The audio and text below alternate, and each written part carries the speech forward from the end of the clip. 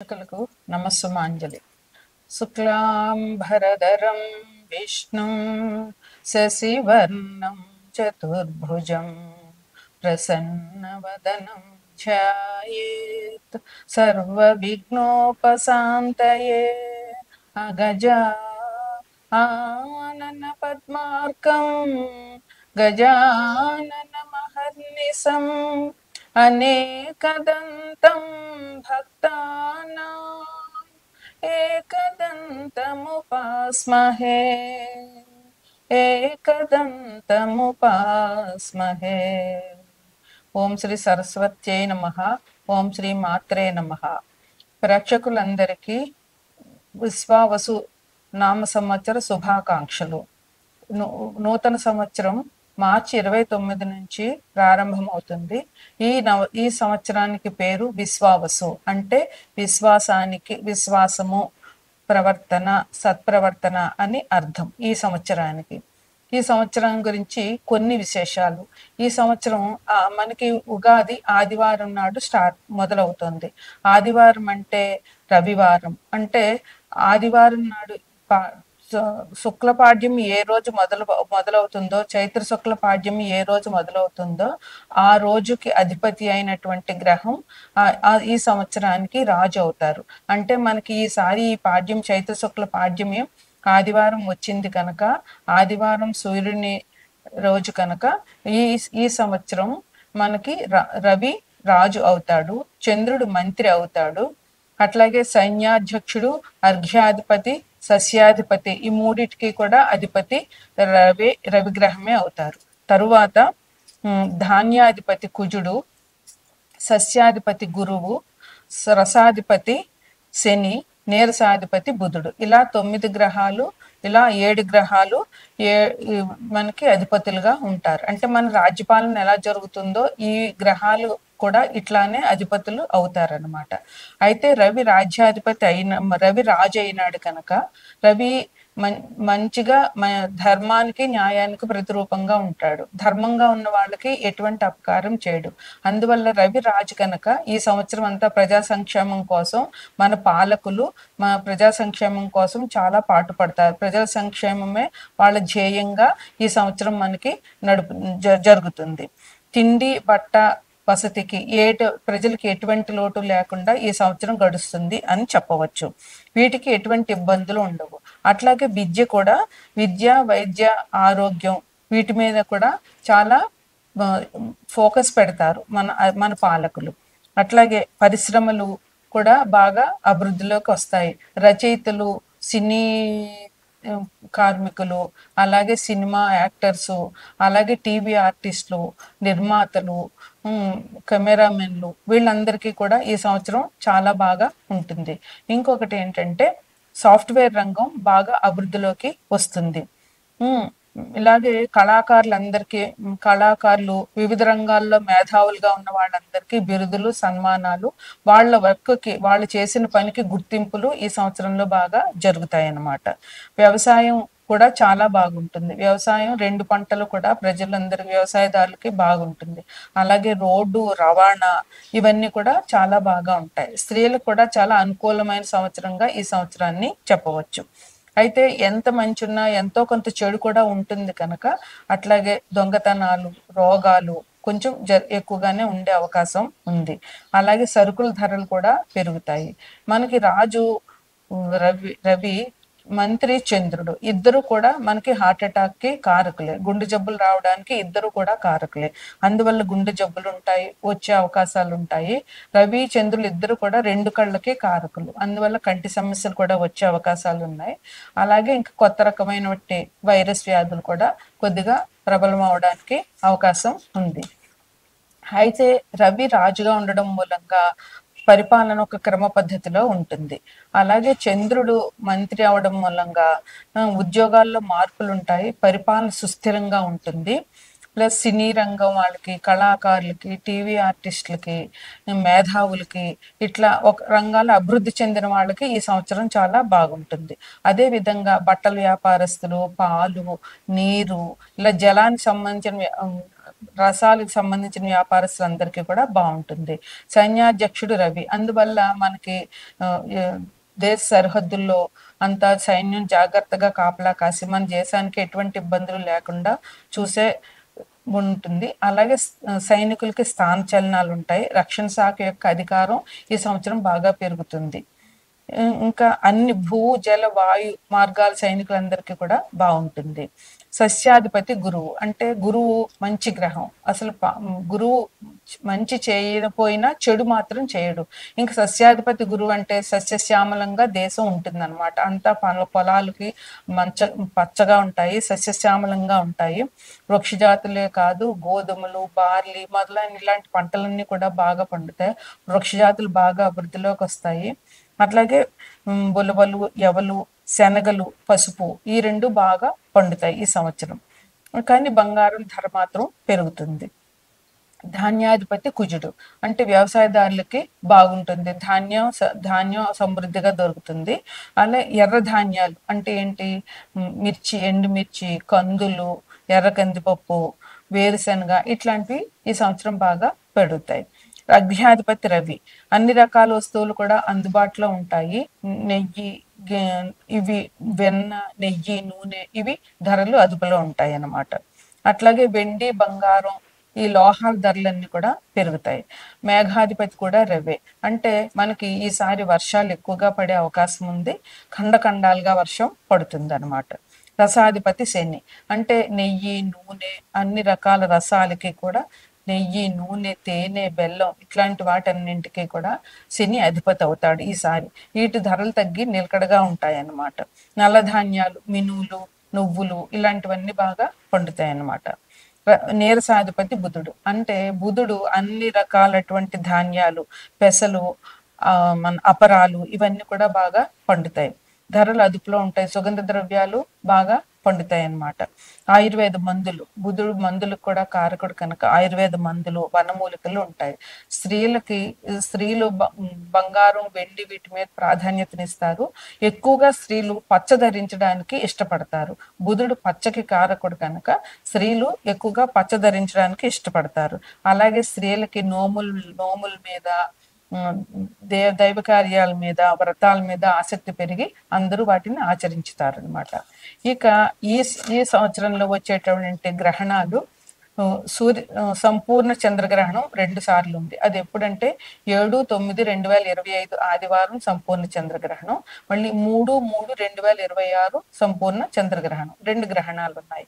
అలాగే మూఢాలు, గురుమూఢం ఉంది. గురుమూఢం ఎప్పుడంటే 10/6/2025 నుంచి 8/7/2025 వరకు, అంటే ఇంచుమించుగా ఒక నెల గురుమూఢం ఉంది. ఈ మూఢంలో అంటే మనకి ఇంచుమించుగా జూన్ నెలంతా పెళ్లిళ్ళు ఏమీ ఉండకపోవచ్చు.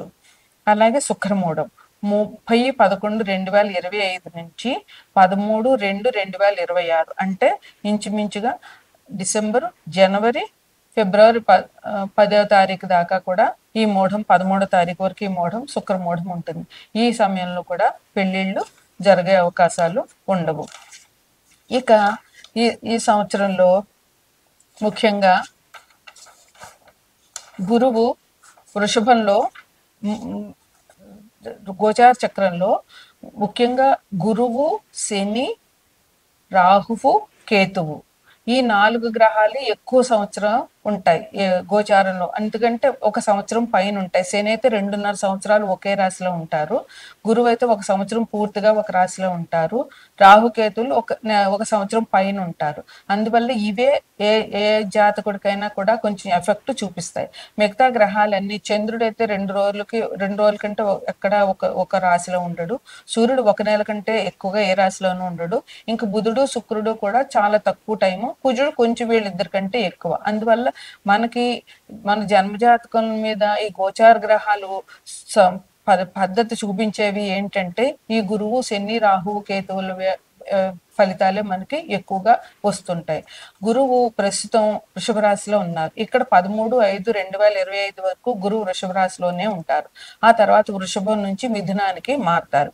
మిథునంలో ఎప్పటి వరకు ఉంటారు? 17, 10, 20, 25 వరకు ఉంటారు. మళ్ళీ అక్కడి నుంచి వక్రించి వెనక్కి మిథున రాశి మిథునంలో 17, 10, 20, 25 వరకు ఉంటారు. అక్కడి నుంచి కర్కాటక రాశికి వెళ్తారు. యాక్చువల్గా అయితే గురువు మిథునంలో సంవత్సరం వరకు ఉండాలి, కానీ అతిచారం మూలంగా కర్కాటకంలోకి 18, 10, 20, 25కి వెళ్ళి అక్కడ 4, 12 వరకు ఉండి ఇంచుమించుగా నెల 20 రోజులు అలా ఉండి మళ్ళీ మిథునంలోకి వెనక్కి వస్తారు. 5, 12, 25కి మిథునంలో ఉండి మళ్ళీ సంవత్సరం వరకు కూడా అక్కడ మళ్ళీ అంటే 2026, 13 వరకు కూడా అక్కడే ఉంటారు గురువు. అందువల్ల ఈ గురువు ఈ అతిచారం వక్రం మూలంగా మన జన్మ జాతకం మీద కొంచెం ప్రభావాలు జరుగుతాయి వాళ్ళకి గురువు ఉన్న స్థానాన్ని బట్టి. అలాగే శని ఉగాది రోజునే మీనంలోకి ప్రవేశిస్తున్నారు. ఈ రాశిలోనే ఆయన 2.5 సంవత్సరాలు ఉంటారు.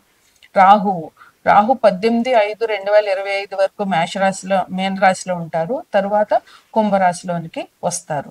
అలాగే కేతువు ప్రస్తుతం కన్యా రాశిలో ఉన్నారు. ఇక్కడ 18/5 వరకు అక్కడే ఉంటారు.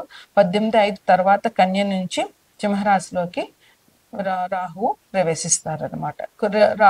రాహు కేతువులు వెనక్కి వెళ్తారు కనుక ఇలా వెనక రాశిలోకి వస్తారనమాట.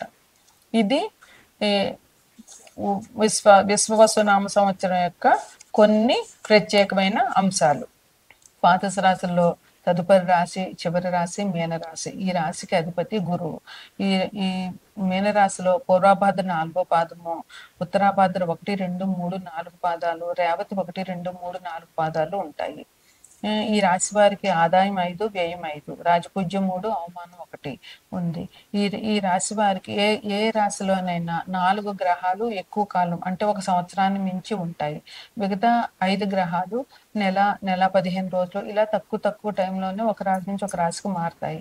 అందువల్ల ఈ 4 గ్రహాలు ఏవైతే ఒక సంవత్సరాన్ని దాటి ఉంటాయో ఆ 4 గ్రహాలు ఇచ్చే ఫలితాలే ఆ వ్యక్తుల మీదైనా దేశ పరిస్థితుల మీదైనా ప్రభావాన్ని బాగా చూపిస్తాయి.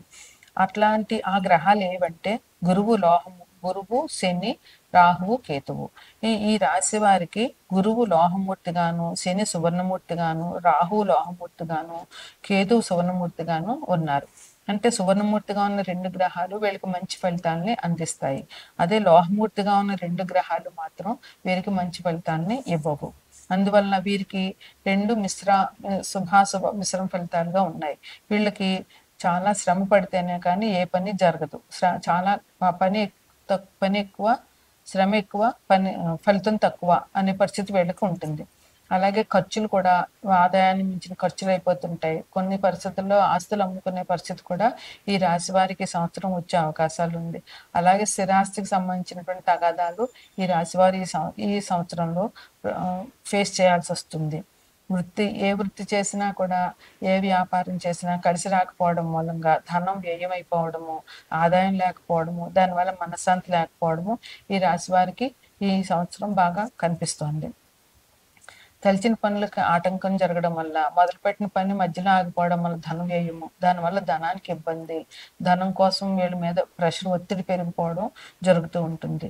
వీళ్ళు ఏదైనా వివాహం చేయాలని అనుకున్నా దాని వల్ల కాలయాపన, లేదంటే సంబంధాలు దగ్గరకు వచ్చి తప్పిపోవడము, ఏ శుభకార్యం చేయాలన్నా చేయలేకపోవడము, సమయానికి అందకపోవడం వల్ల శుభకార్యాలు చేయలేకపోవడము జరుగుతూ ఉంటుంది.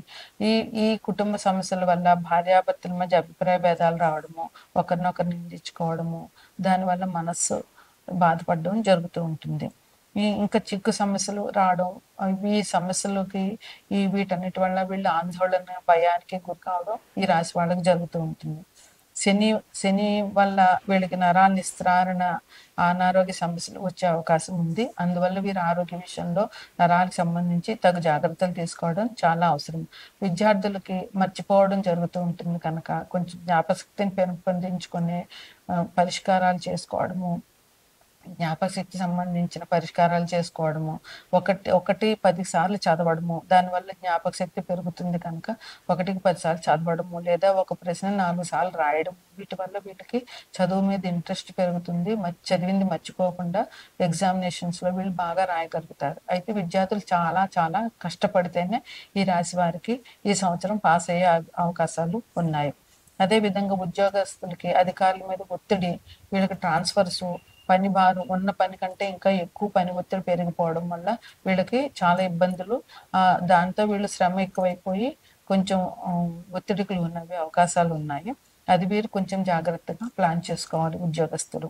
వ్యవసాయదారులకు పెట్టుబడులు ఎక్కువైపోతాయి, ఫలితం తక్కువ అవుతుంది. అందువల్ల వ్యవసాయదారులు కూడా ఏదైనా ఒక కొత్త పంట మీదన్నా లేదన్నా పెట్టుబడి పెట్టేటప్పుడు ఒకసారి ఆలోచించుకుని పెట్టుబడులు పెట్టడం మూలంగా వీళ్ళకి లాభం జరుగుతుంది. వ్యాపారస్తులకి సామాన్యంగా ఉంటుంది. క్రీడాకారులకి, టీవీ ఆర్టిస్టులకి, సినిమా ఆర్టిస్టులకి సమానంగా ఉంటుంది. వీళ్ళకి తగిన ప్రతిభ, వీళ్ళకి ఎంత ప్రతిభ ఉందో ఆ ప్రతిభకి తగిన గుర్తింపు వీళ్ళకి దొరకదు. కాంట్రాక్టర్లు అయితే లేబర్ ప్రాబ్లమ్స్ ఫేస్ చేయాల్సి వస్తుంది ఈ సంవత్సరం. రాజకీయ నాయకులకి ప్రజల్లో వ్యతిరేకత వస్తుంది. అందువల్ల వాళ్ళు ముందుగానే ప్లాన్ చేసుకుని ప్రజాభిమానం కోసం పాటుపడవలసిన అవసరం ఎంతైనా ఈ రాశి వారికి ఉంది. స్త్రీలకి కుటుంబంలోని వ్యతిరేకత రావడము, ఇంట్లో వారితో పడకపోవడము, అట్లాగే ఈ సమస్యల వల్ల చుట్టుపక్కల వాళ్ళతోటి లేదా వీళ్ళు మాట తోలడము, లేదా వీళ్ళు మంచిగా ఉన్న ఎదుటి వాళ్ళు తప్పుగా ప్రవర్తించి వీళ్ళ మీద నెట్టేయడము, ఇట్లాంటి గొడవల వల్ల స్త్రీలకు మనశ్శాంతి చాలా తక్కువగా ఉంటుంది ఈ రాశి వారికి. ఈ గొడవల భార్యాభర్తల మధ్య గొడవలు వస్తాయి. అదే ప్రేమ వ్యవహారాలు ఉన్న వాళ్ళకి అది ఫలించకపోవడము, సంతాన సమస్యలు, సంతానం కోసం వీళ్ళు చేసే ప్రయత్నాలు ఫలించకపోవడము, అందువల్ల వీళ్ళకి అనారోగ్యము, మానసిక అశాంతి స్త్రీలకు ఉంది. అందువల్ల స్త్రీలు తగు జాగ్రత్తలు తీసుకోవాల్సిన అవసరం ఎంతైనా ఉంది. పూర్వభద్ర 5, 6, 9, 10, జనవరి, ఫిబ్రవరి ఈ నెలలు వీళ్ళకి చాలా మంచివి. వీళ్ళు ఒక కేజీ శనగలు గురువారం దానం చేయడం మంచిది. ఉత్తరాభాద్ర 6, 7, 9, 10, 11, అలాగే జనవరి, ఫిబ్రవరి ఈ మాసాలు వీళ్ళకి చాలా మంచివి. శనికి నువ్వులు దానం చేయడం మంచిది. రేవతి 6, 7, 10, 11, ఫిబ్రవరి, మార్చి ఈ నెలలు వీళ్ళకి మంచివి. 1 కేజీ పెసలు బుధవారం నాడు దానం చేయాలి. ఈ మీనరాశి వాళ్ళకి శని ఉగాది రోజున మీనరాశిలోకి, కుంభరాశి నుంచి మీనరాశిలోకి ప్రవేశిస్తున్నాడు. అందువల్ల వీరికి ఏలినాటి శని నడుస్తూ ఉంది, అది ఇంకా ఎక్కువ అవుతుంది. అందువల్ల వీళ్ళు ఏలినాటి శని నుంచి బయటపడాలంటే శివాభిషేకం చాలా తప్పకుండా చేయవలసిన అవసరం ఎంతైనా ఉంది. శివ దర్శనం శనివారం నాడు శివాభిషేకం చేయడం వల్ల శని బాధ నుంచి బయటపడవచ్చు. అలాగే దశరథ శని స్తోత్రం చదవడము, లేదా నీలాంజన సమాభాసం ఆ స్తోత్రాన్ని చదవడము, హనుమాన్ చాలీసా 11 సార్లు పారాయణ చేయడము, హనుమాన్ టెంపుల్కి, వెంకటేశ్వర స్వామి టెంపుల్కి వెళ్ళి దర్శనం చేసుకోవడం ఈ రాశి వాళ్ళకి ఎంతైనా అవసరం. అదేవిధంగా రాహు లాహమూర్తి కనుక రాహు పెట్టే మాయ నుంచి తప్పించుకోవాలంటే వీళ్ళకి దుర్గా సప్తశతి పారాయణము, సంకష్టహర చతుర్థి పూజలు చేయడము, మాస శివరాత్రి చేయడము, నలచరిత్ర పఠనము, లక్ష్మీ గణపతి హోమం చేయడము ఈ రాశి వారికి ఇంకా మంచి కాలాన్ని, మంచి అభివృద్ధిని ఇస్తుందని చెప్పవచ్చు. నమస్కారం.